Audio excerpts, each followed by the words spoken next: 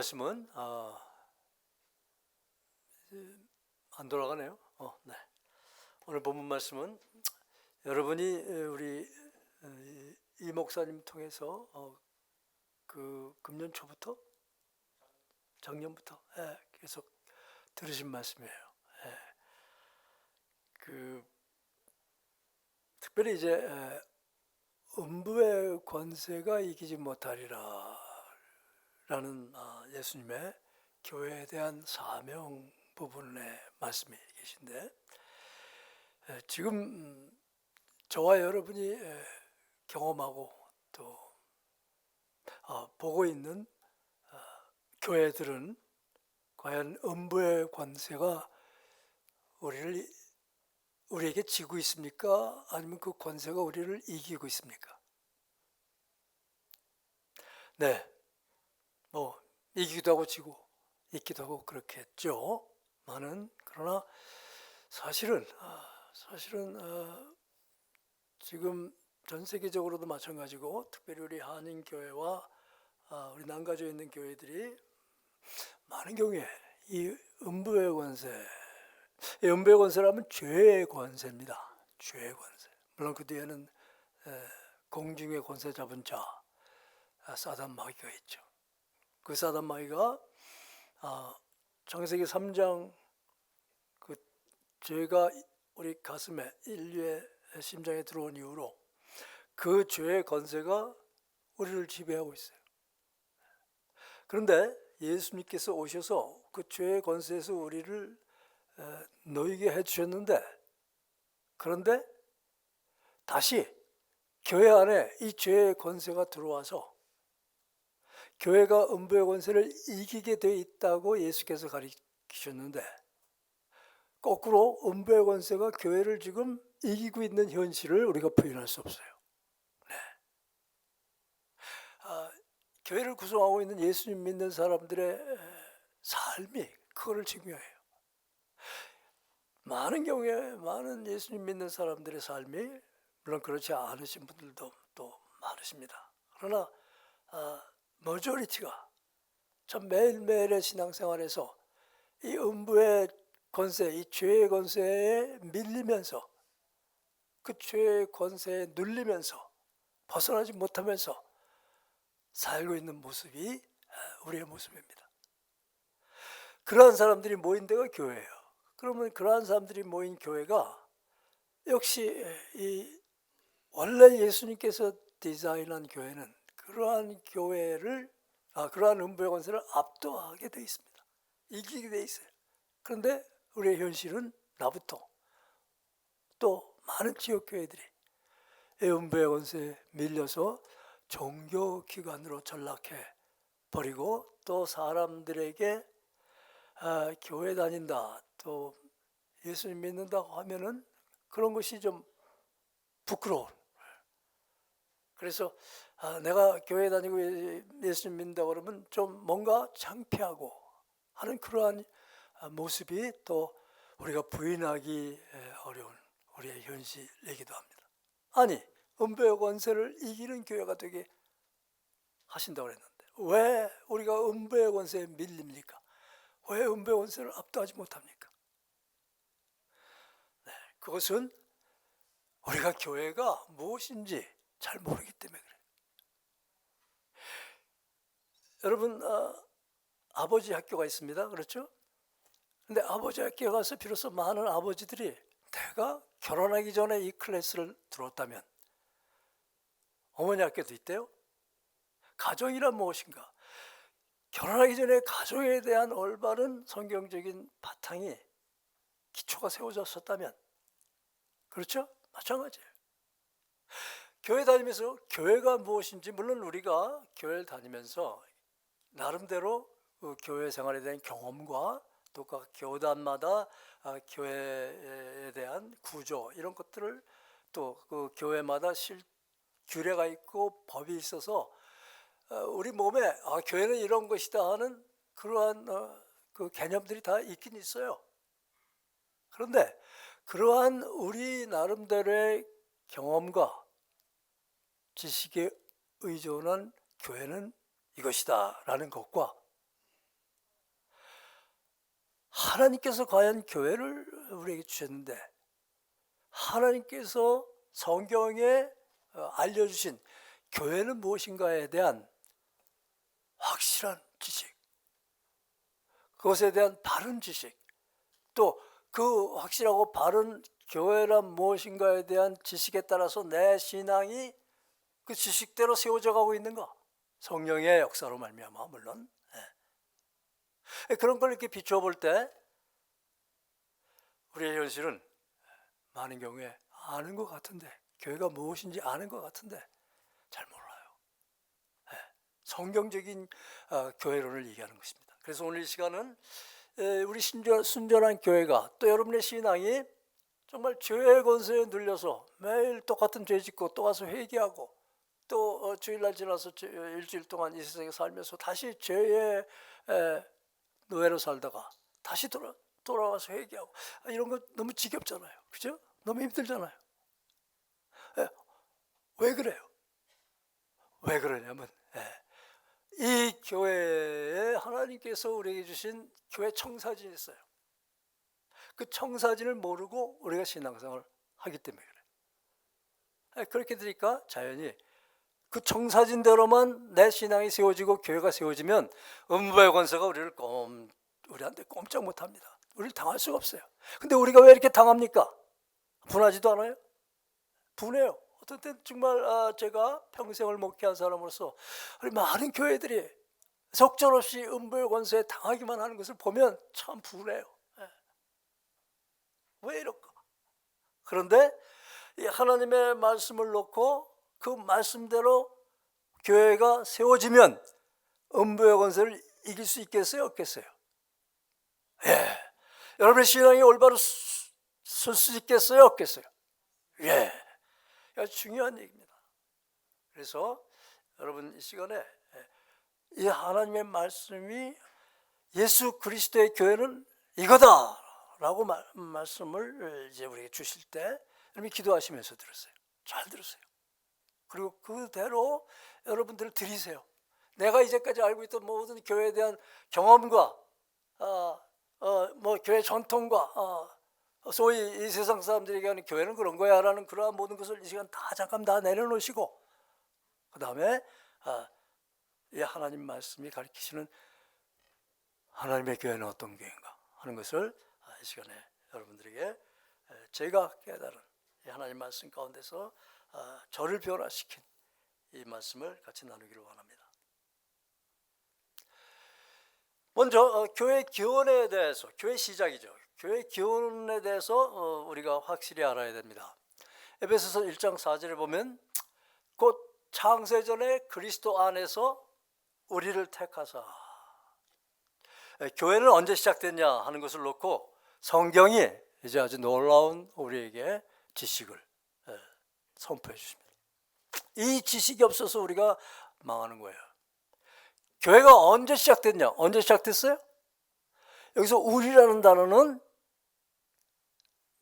우리 개인 한 사람 한 사람을 얘기하기도 하지만 사실 에베소서에서 얘기하는 우리는 교회입니다. 창세전에 그리스도 예수 안에서 우리, 즉 교회를 언제 택했다고요? 온 여러분들이 지금 보시는 이 피조세계, 창조물, 이 놀라운 이 우주, 이 지구의 모든 식물, 동물들, 또 자연들, 이러한 모든 것들이 있기 전에 누굴 택했어요? 교회를 택했다. 교회가 먼저냐? 천지창조가 먼저냐? 뭐가 먼저라는 얘기예요? 교회가 먼저라는 얘기예요. 하나님께서 온 우주를 창조하셨어요. 어마어마한 광대무변한 하나님의 영광과 능력이 그냥 우리가 구석구석 볼 때마다 우리를 압도하는 놀라운 이 온 우주입니다. 그런데 하나님 말씀은 이 우주는 하나님께서 교회를 만들기 위해서 무대장치로 사용하셨다는 얘기예요. 왜? 그 다음 말씀이 아주 우리에게 답을 줍니다. 하나님께서 창세전에 그리스도 예수 안에서 교회를 세울 것을 하나님 경륜 가운데 정하셨어요. 네. 그래서 교회를 세울 때 그 교회가 있을 장소가 이 시공간이 바로 우주예요. 그리고 지구예요. 그 얘기예요. 여러분 생각을 바꾸셔야 합니다. 네. 그게 성경이 우리에게 지금 알기를 원하는 가르침이에요. 그런데 이 교회를 그럼 하나님 왜 만드셨냐? 왜 만드시려고 했냐? 창세전에 사랑 때문에. 하나님이 이 교회를 사랑하시려고. 하나님은 누구세요? 하나님은 사랑이세요. 사랑은 뭐가 있어야 돼요? 사랑하는 대상이 있어야 돼요. 성부, 성자, 성령 세 분이 영원 전부터 영원까지 사랑하시는 분이에요. 그런데 이 성부, 성자, 성령이 세 각기 다른 인격이시지만 한 분이세요. 그런데 이분들이 공통적으로 사랑할 신부가 필요했던 거예요. 신부. 이 성삼위께서 신랑이시라면 그리스도 예수가 신랑이라고 표현하죠, 성경은. 그래서 예수님이 다시 오실 때 신부를 영접하러 오신다고 그래요. 세례 요한도 그랬죠. 결혼식에 신랑이 이제 신부를 맞이할 때 자기는 옆에서 그 증인으로 기뻐한다고 그랬어요. 그럼 이제 이 신부는 이 신랑의 무슨 대상이에요? 사랑의 대상이에요. 사랑. 그 사랑이 이 신랑을 생명을 충만하게 하는 거예요. 신부도 마찬가지고. 그래서 하나님은 사랑이시기 때문에 교회를 세우셔서, 교회를 만드셔서 그 교회를 신부로 해서 그 교회와 영원히 사랑하시려고 하나님께서 창세전에 교회를 세우시기로 경륜을 세우셨다, 이 얘기입니다, 이게. 그래서 교회는 다른 어떠한 사명보다도 하나님 사랑하고 이웃끼리 사랑하는 이것이 가장 중요한 것이 교회예요. 그래서 우리가 사랑을 얘기하는 거예요.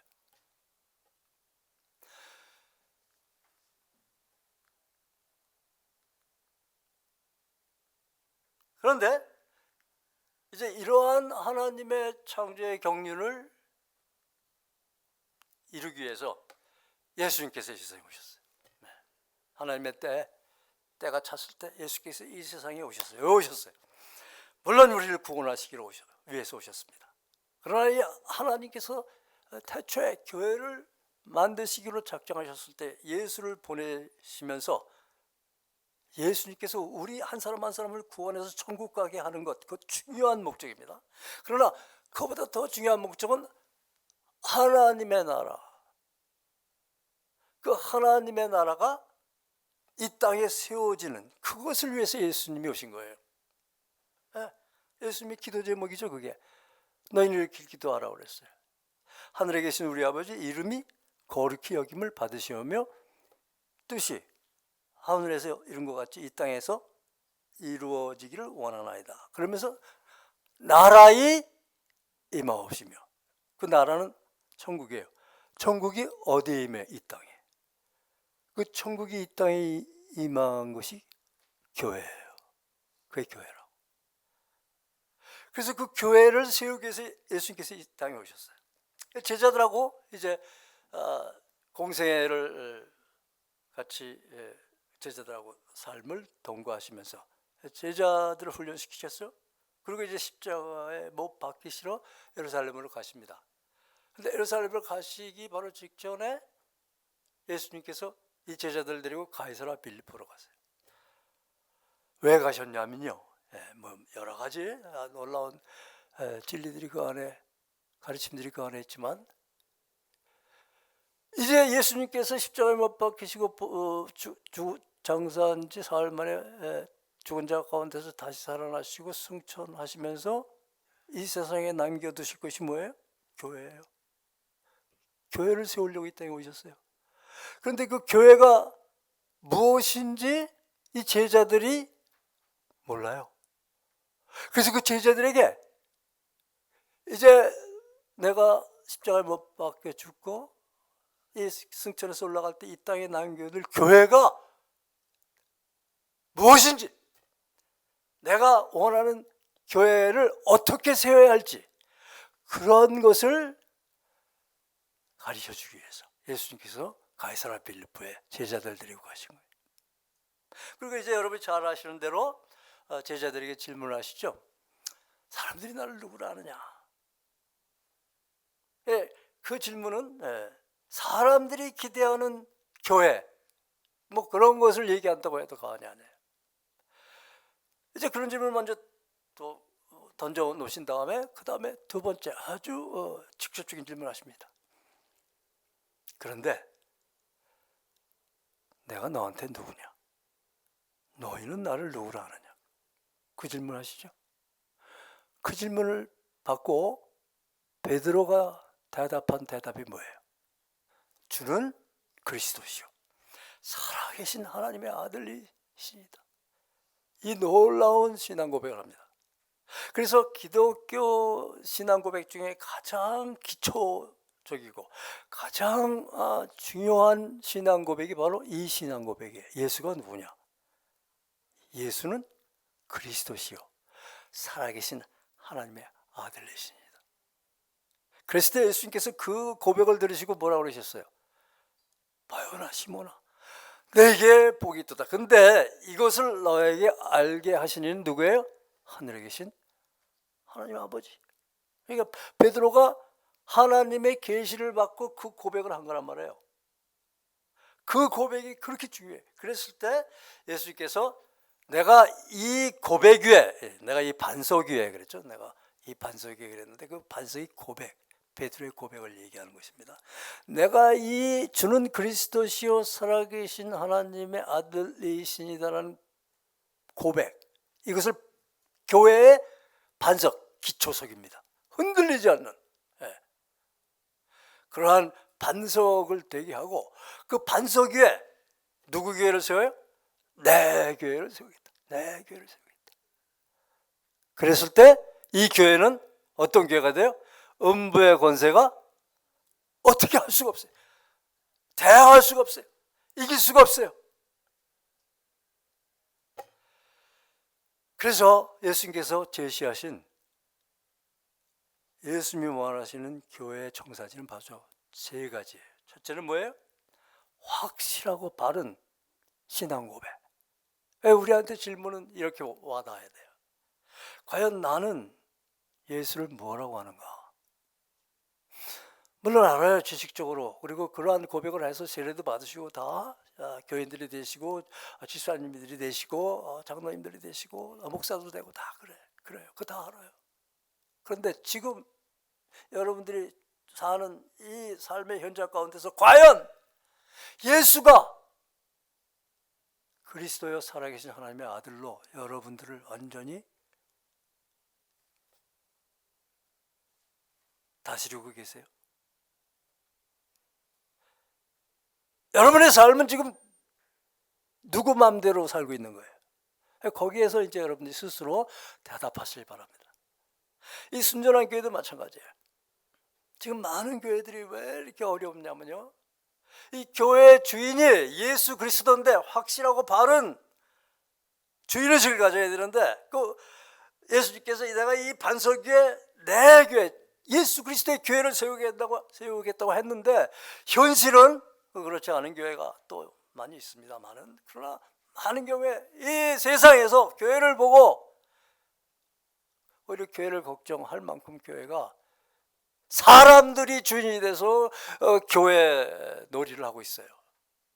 표현이 좀 가격합니다. 교회 놀이.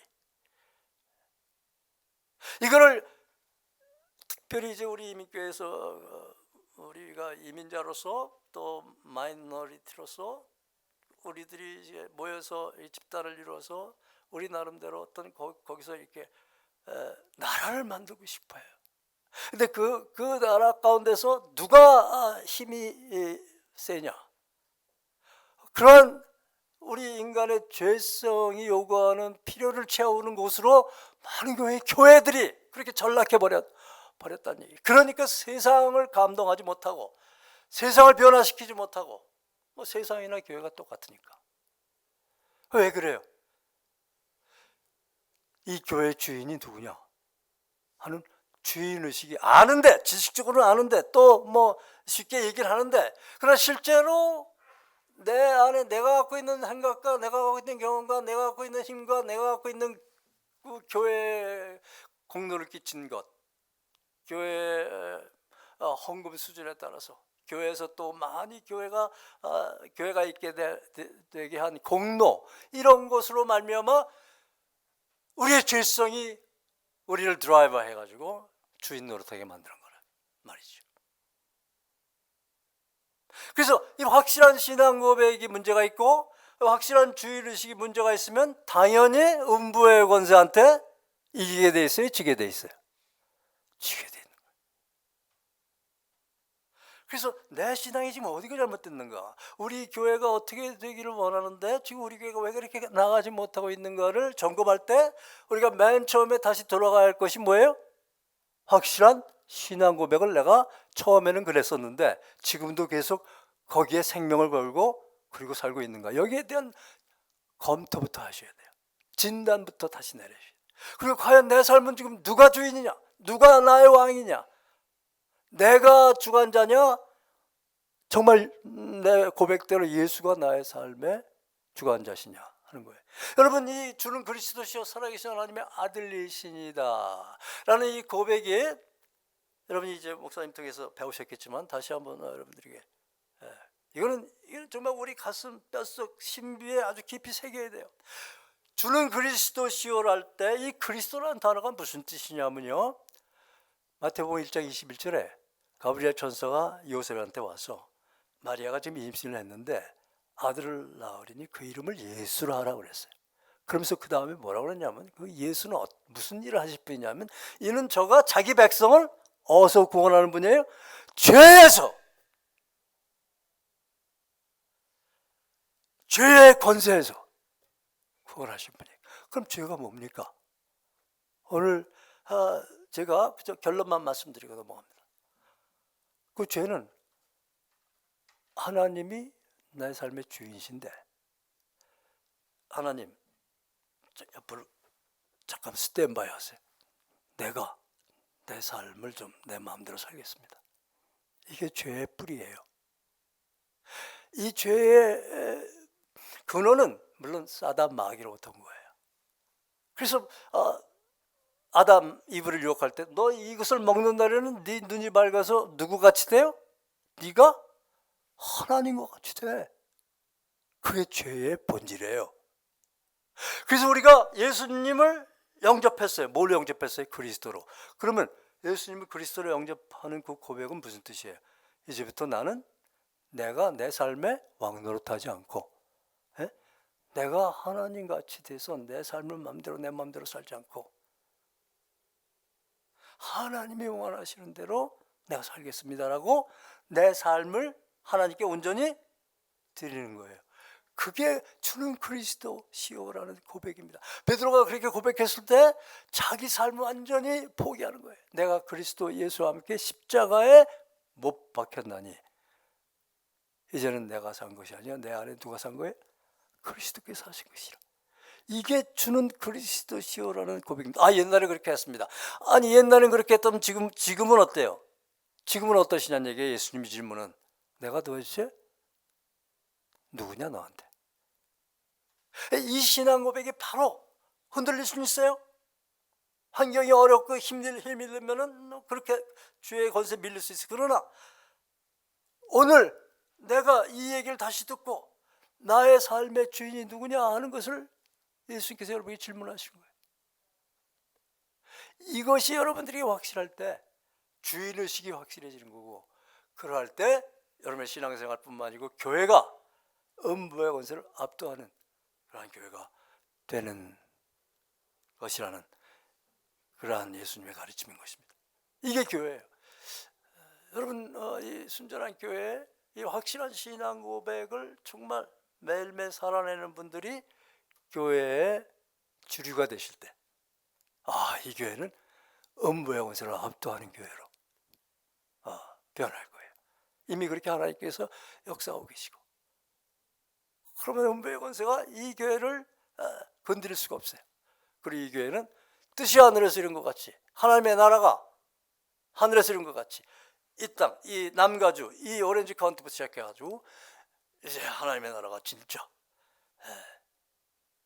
교회다운 교회가 생겨나면서 퍼져나가는 그런 역사가 있게 될 것입니다.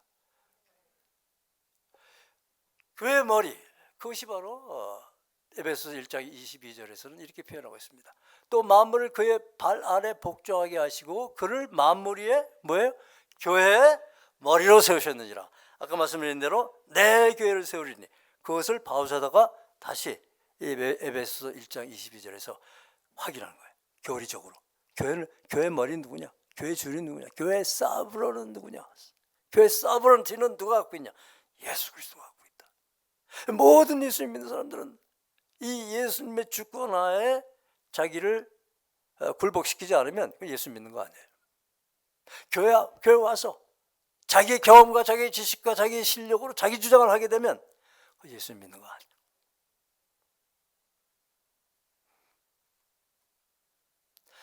예수님이 교회의 머리니까 자연스럽게 교회의 몸은 누구예요? 네, 여러분과 저예요. 네. 교회. 예수는 교회의 머리, 교회의 주인, 그리고 그 머리가 온몸을 지시를 하죠. 주관을 하죠. 그래서 그 머리의 뜻대로 몸이 움직이죠. 그게 교회예요. 네. 그러면서 이 교회가 이렇게 머리와 몸이 하나가 돼서 그렇게 살아내게 되면, 예수님의 주권을 살아내게 되면, 그러면 어떻게 돼요? 교회는 만물을 충만하게 만들어버려요. 이 에베소서 1장 23절에 교회는 그의 몸이니 만물 안에서 만물을 충만하게 하시는 이에 충만합니다. 그러니까 만물을 충만하게 하시는 이는 누구예요? 하나님 아버지. 여러분들이 충만한 삶을 원하시죠? 그렇죠? 여러분 매일매일 교회에 나오세요. 궁극적으로 내 마음이 정말 하나님의 충만함으로 완전히 충만해지길 원해요. 그래서 교회에 나오세요. 그럼 그렇게 하려면 어떻게 돼요? 이 예수 그리스도께서 나의 머리가 되셔야 된다는 얘기예요. 그런 사람들이 모여서 주류를 이루게 되면 그 교회는 온 이사동 캘리포니아를 충만하게 하는, 온 이민교회를 충만하게 하는 그런 교회가 된다는 얘기입니다. 네, 이것이 우리의 하나님께서 기대하시는 기대예요. 그러기 위해서 이제 에베소 2장부터는 1장 21절 이하, 에베소 6장까지는 이 5가지 T를 우리에게 소개하고 있습니다. 5가지 차라고 생각하시면 돼요. 차, T. 첫 번째 T는 뭐예요? 사브런티. 그는 교회의 머리시니. 이것은 제가 말씀드렸기 때문에 바로 그 다음 차로 넘어갑니다. 유니티를 또 교회가 가지고 있어요. 유니티는 이제 에베소서 2장 11절부터 19절까지 두 그룹의 사람이 나옵니다. 유대인과 이방인. 근데 전에는 서로 멀리 있던 너희가 그리스도 예수의 피로 이제 가까워졌어요. 주께서 십자가로 이 둘 사이에 막힌 담을 헐어버리시고 둘을 하나 되게 하셨어요. 이게 유니티예요. 그래서 음부의 권세를 압도하는 교회는 첫째 사브런티가 있어야 되고 확실해야 되고, 두 번째 유니티가 있어야 돼요. 연합이 있어야 돼요. 그래서 교회의 연합은 생명입니다. 에베소 4장 1절부터 이제 연합의 필요성에 대해서 얘기를 하고 있습니다. 그 모든 겸손과 온유로 하고 성령께서 우리에게 허락하신 우리의 유니티를 힘써 지키라고 그랬어요. 그래야 음부의 권세가 틈을 타서 우리를 무너뜨릴 수 없는 거예요. 그러면서 이제 세 번째 차, 그게 뭐냐면 다이버시티입니다. 교회는 그러나 유니포머티가 아니에요. 모두가 다 까만 옷 입어야 돼. 모두가 다 똑같은 차 타야 돼. 똑같은 그거 아니에요. 다양함 가운데 은사가 다 달라요. 어떤 사람은 사도로, 어떤 사람은 전도자로, 어떤 사람은 목사와 교사로 부르셨으니 이는 성도를 온전케 하여 그리스도의 몸을 세우려 함이라. 그러니까 상대방이 나하고 은사가 다르고 모든 게 달라요. 그것을 놓고 너 왜 나같지 않아? 그러니까 넌 필요 없어. 이게 아니란 얘기. 이 다양성 가운데 하나가 되는 것을 힘써 지키라. 이것이 음부의 권세를 이기는 교회의 특징이에요. 네 번째 차는 뮤추얼리티라고 그래요. 그래가지고 에베소 4장 16절 말씀은 이제 우리에게 이렇게 말씀합니다. 몸도 하나요 성령도 한 분이시니 이와 같이 너희가 부르심의 한 소망 안에서 부르심을 받았느니라. 주도 한 분이시요 믿음도 한 분이시요 세례도 하나요 하나님도 한 분이에요. 곧 만유의 아버지시라. 만유 위에 계시고 만유를 통일하시고 만유 가운데 계시도다.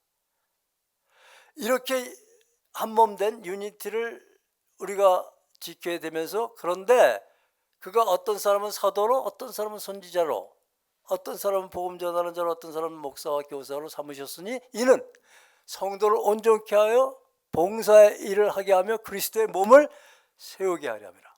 그러면서 연합과 이 다양성이 같이 잘 뮤추얼리티, 서로 상호 협력해서 이루어질 때 거기에 그에게서 온 몸이 각 마디를 통하여 도움을 받음으로 연결되고 결합되어 각 지체의 분량대로 역사하여 그의 몸을 자라게 하며 사랑 안에서 스스로 세우느니라. 이게 바로 음부의 권세를 압도할 수 있는 그러한 교회의 특징이라는 거죠. 그리고 나서 이제 마지막으로 에베소서 4장 22절 이후에 에베소서 6장까지 결국 같은 얘기입니다. 교회는 퓨리티가 있어야 돼요. 거룩함이 있어야 돼요. 깨끗해야 돼요. 에베소서 1장 4절 말씀에도 하나님께서 그리스도 예수 안에서 창세전 우리를 택하셨어요. 왜? 우리로 거룩하고 흠없게 만들어서 우리로 그와 사랑하게 하시려고. 여러분, 남녀가 결혼할 때 가장 중요한 것이 뭡니까? 사랑이에요. 근데 그 사랑에 더러움이 끼면 어때? 더러운다는 얘기. 사랑한다 그러면서 다른 사람을 사랑해요. 사랑한다 그러면서 우상을 섬겨요. 하나님을 사랑한다 그러면서 하나님 사랑하는데 내가 이것도 좋고 저것도 좋고 그래요. 그게 무슨 사랑이에요? 정말 하나님께서 우리에게 원하시는 것은 우리의 마음이 그리스도 예수 한 분만으로 만족하며 그분께 우리의 영혼 육의 전부를 드리는 그러한 퓨리티, 이걸 원하시는 거예요. 그래서 이 5가지 차, 이것이 음부의 권세를 압도하는 그러한 비결입니다. 그런데요, 음부의 권세가 여러분의 교회가 이렇게 그리스도 예수의 뜻대로 훌륭한 건강한 교회가 되고자 하는 것을 보고 가만히 있겠어요? 가만히 안 있어요. 이 순전한 교회도 제가 좀 보면 이제 정말 이 비전을 갖고 정말 확실한 바른 신앙 고백, 확실한 바른 주인의식, 확실한 사명의식을 가지고 주님이 원하시는 교회로 지금 나가고 있어요. 그러면 가만히 음부의 권세가 보고 있을까요? 아니에요. 오늘 저 말씀을 보면 이런 표현이 있습니다.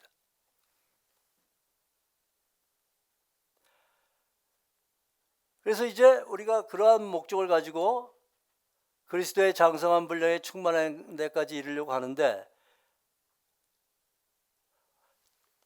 사람의 속임수와 간사한 유혹에 빠져 온갖 교훈의 풍조가 밀려올 거예요.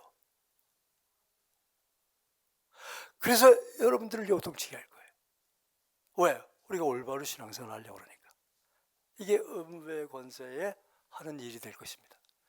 그래서 제가 여러분들에게 두 가지만 좀 말씀드리고 오늘 설교를 끝내려고 그래요. 첫째는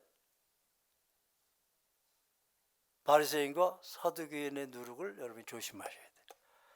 이건 예수님이 제자들에게 이 교회 청사진을 제시하기 바로 직전에 자기가 세울 교회에 반드시 이런 일이 일어날 거다. 그러니까 조심하라. 음부의 권세에 침입을 조심하라 해서 우리에게 말씀해 주신 거예요. 그것이 뭐예요? 바리새인과 사두개인의 누룩이. 여러분 이번에 코로나 우리가 경험하면서 우리 모두가 다 이 바이러스의 엄청난 이 능력, 이것 때문에 온 지구가 어울 수도 없다고 말이죠. 이것이 얼마나 전파력이 빠른지, 모든 사람들을 생명을 죽여놓는 그러한 일을 벌이잖아요. 마찬가지예요. 교회에 들어와서 이 바이러스가, 이 누룩이라고 하십시다. 이 누룩이 들어와가지고 우리 교회를 이렇게 바리새인의 누룩과 사두개인의 누룩으로 점령해버리는 거예요. 그러면 사두개인 누룩과 바리새인의 누룩이 뭐냐? 구체적으로 뭐냐? 이 사두개인의 누룩은 성경에서는 이렇게 우리에게 소개하고 있습니다. 그때 너희는 그 가운데서 행하여 이 공중의 이 세상 풍조를 따르고, 사두개인의 누룩이 뭐예요? 이 세상 풍속을 따르는 거예요. 풍조를 따르는 거예요. 교회의 세속화를 얘기하는 거예요. 근데 그 교회가 세속화되면 그것은 곧 뭐예요? 공중의 권세 잡은 자를 따르는 거예요. 그런데 그는 뭐예요? 곧 지금 불순종의 아들들 가운데서 역사하는 사단의 영이에요. 그래서 사단의 영이 자기가 직접 나타나지 않고 우리로 하여금 세상 풍조를 따르게 만들어요. 근데 죄 같지도 않아. 근데 그게 바리새인의 사두개인의 누룩으로 전염병처럼 우리 영적인 몸에 들어와가지고 우리를 완전히 병 걸리게 만드는 거예요. 이 세상이나 세상에 있는 것들을 사랑하지 말라. 누구든지 세상을 사랑하면 아버지의 사랑이 그 안에 있지 아니하니. 왜? 세상 사랑할 때 우리가 내가 세상 사랑하게 되면 아버지의 사랑, 하나님께 대한 사랑이 우리에게 없는 거예요. 하나님의 사랑이 우리 안에 없는 거예요. 왜냐하면 이 세상에 있는 모든 것이 창세기 3장에 있는 얘기처럼 육신의 정욕과 안목의 정욕과 이생의 자랑이에요. 다 아버지께로 온 것이 아니에요. 세상으로부터 온 거예요. 이게 사두개인의 누룩이에요. 그런데 정말 화나는 것은, 정말 힘든 것은 교회가 너무나 급속하게 세속화돼 버린 거예요. 너무나 교회가 세상화돼 버린 거예요. 구체적으로 그것이 무슨 의미냐? 교회가 세상하고 똑같이 돈을 사랑합니다. 교회가 세상하고 똑같이, 여기서 개인주의라고 제가 표현했지만 셀피시해요. 교회는 공동체입니다. 개인이 전에 공동체예요. 그런데 얼마나 개인주의가 교회에서 성행하는지 몰라요. 그 다음에 편의주의, 적당히 편하게 신앙생활을 하고자 하는, 교회 와서 내가 소비자로서 오는 거예요. 교회 와서 생산자, 공급자가 되기를 원하잖아요. 많은 사람들이. 물론 처음에는 소비를 해야 됩니다.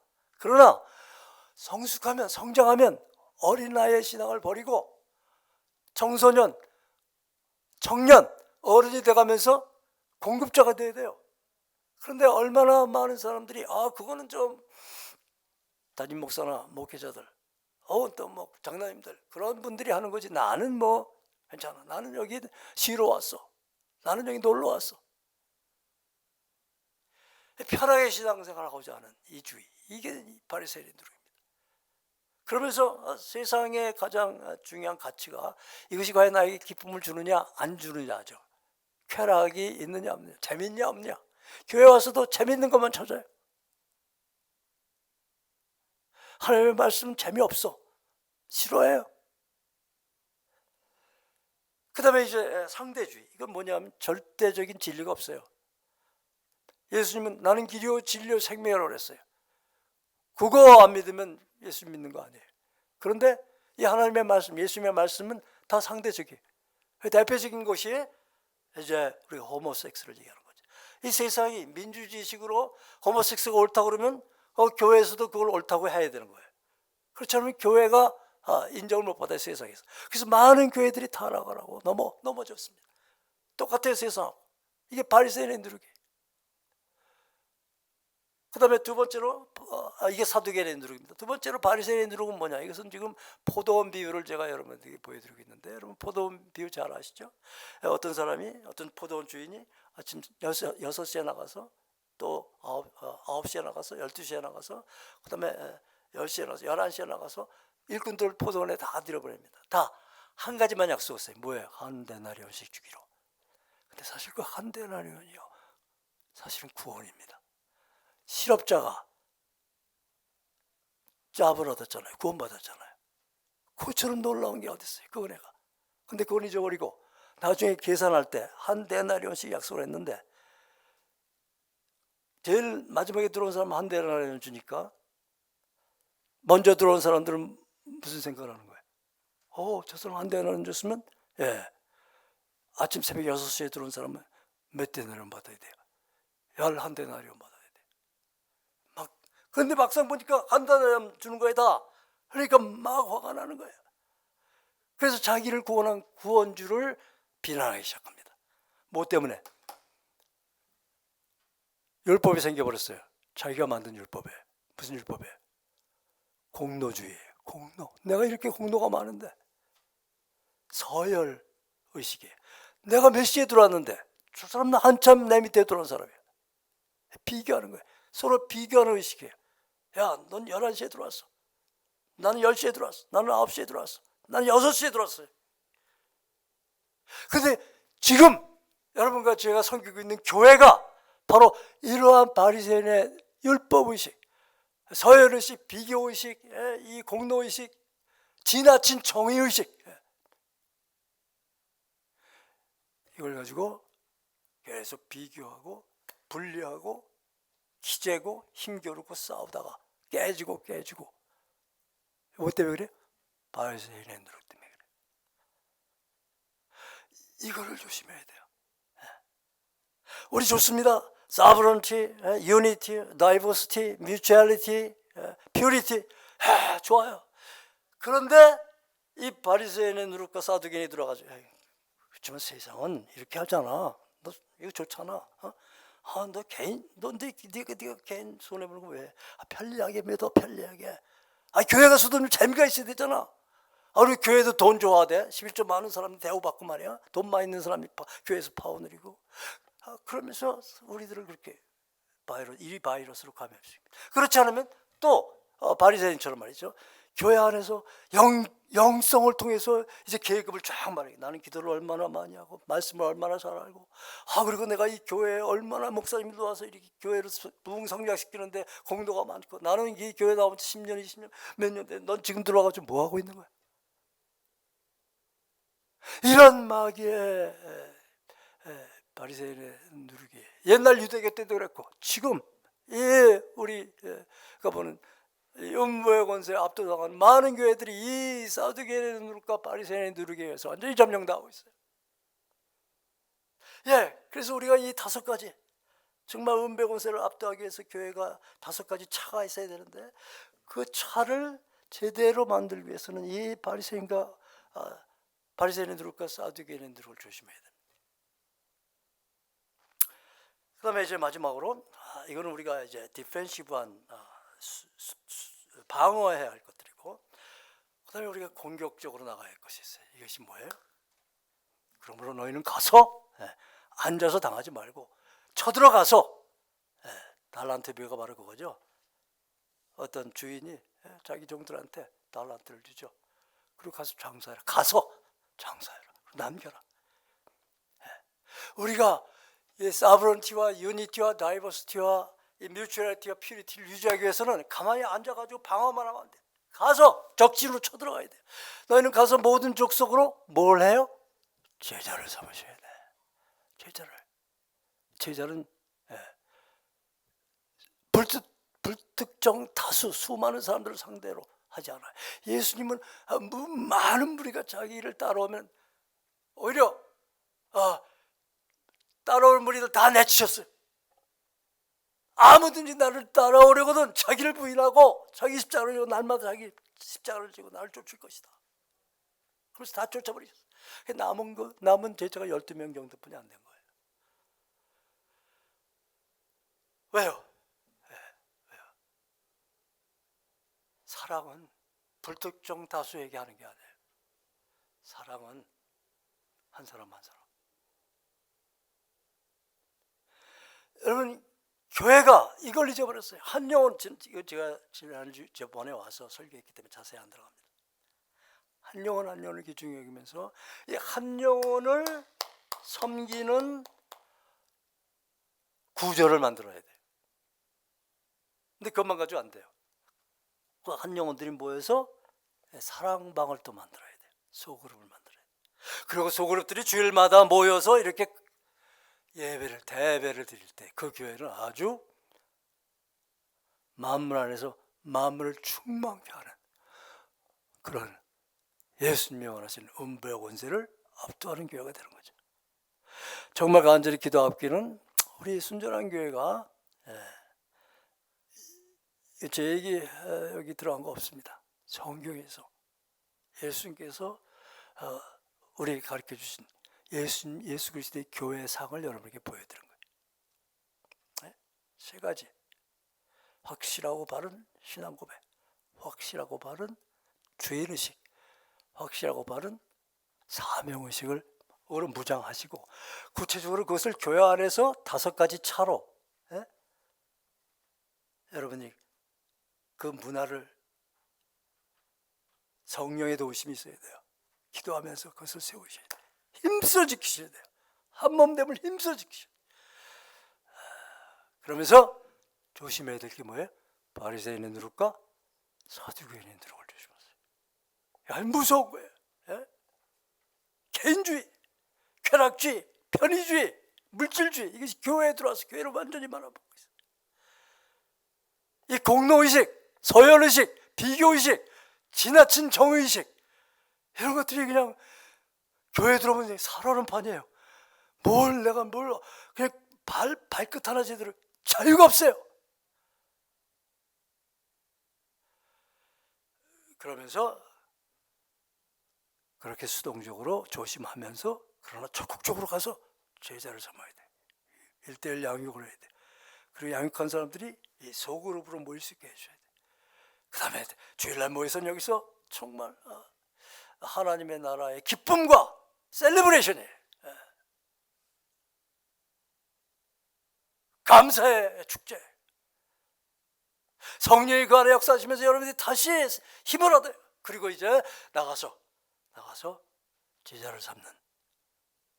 그리고 저희들 한 사람 한 사람이 그리스도의 충만한 분량까지 자라서 하나님의 거하실 성전이 되는 그러한 여러분의 신앙과 특별히 순전한 교회가 되기를 예수의 이름으로 간절히 축원드립니다.